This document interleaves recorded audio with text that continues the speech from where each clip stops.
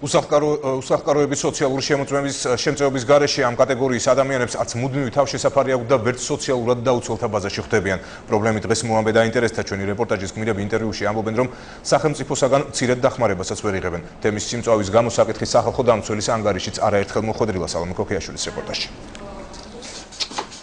როგორ მინდა სახე მქონდეს? Kanjrები ისეთი რო არის. 4 წლის ლუკას და საბას საკუთარი სახლი არასოდეს ჰქონიათ. ყიფიანები რამდენიმე წელია თავს ნათესავებთან და მეგობრებთან აფარებენ. ხელმოკლე ოჯახს არც ბინის დაქირავების საშუალება აქვს. იმის გამო რომ ყიფიანებს არც მუდმივი თავშესაფარი აქვს და არც რეგისტრაციის მისამართი, სოციალური აგენტები მათ საცხოვრებელ პირობებს ვერ აფასებენ. ამის გამო უსახლკარო ოჯახი სოციალურ შემწეობას ვერ იღებს. მუდმივი საცხოვრებელი ადგილი არ გვაქვს, ამის გამო სოციალური აგენტები ვერ მოდიან და ვერ აფასებენ ჩვენ მდგომარეობას და ვერც იმ მცირედ დახმარებას ვერ ვიღებთ სოციალური აგენტებისგან. მუდმივი საცხოვრებლის არარსებობის გამო უსახლკაროების სოციალურ აგენტებს ვერც კონკრეტულ მისამართზე იბარებენ და შესაბამისად ვერც სოციალურად დაუცველთა ბაზაში ხვდებიან. პრობლემის სიმწვავეზე ყურადღება არაერთხელ გაამახვილა სახალხო დამცველმა და შეფასების სისტემის გაუმართავებას საკუთარ ანგარიშში ცალკე თავიც მიუძღვნა.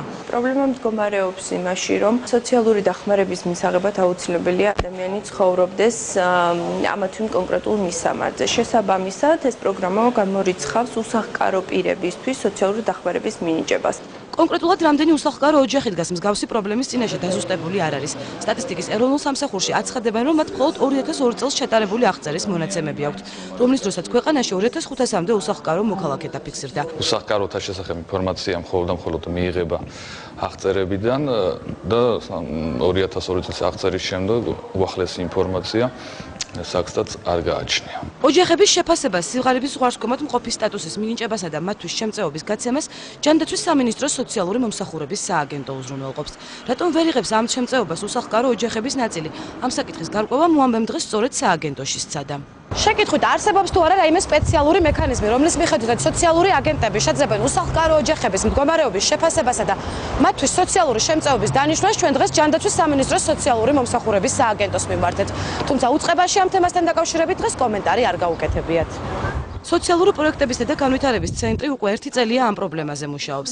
არასამთავრობო სექტორი გამოსავალს ubinaota ერთიანი ბაზის შექმნაში ხედავს. უნდა გაკეთდეს ubinaota ერთიანი ბაზა, იმიტომ რომ ამ ადამიანების რიცხვი და ვინაობა არის აბსტრაქტული. შესაბამისად, ამ ადამიანებისთვის დასახმარებელი კონკრეტული ნაბიჯები ვერ გადაითქმება. არასამთავრობო სექტორში ფიქრობენ, რომ ერთიანი ბაზის შექმნის შემდეგ უსახლკარო ოჯახების აღწერა და შეფასება გამარტივდება და მიუხედავად ჩაწერის არქონისა დახმარების მიღებას ისინი უფრო ადვილად შეძლებენ.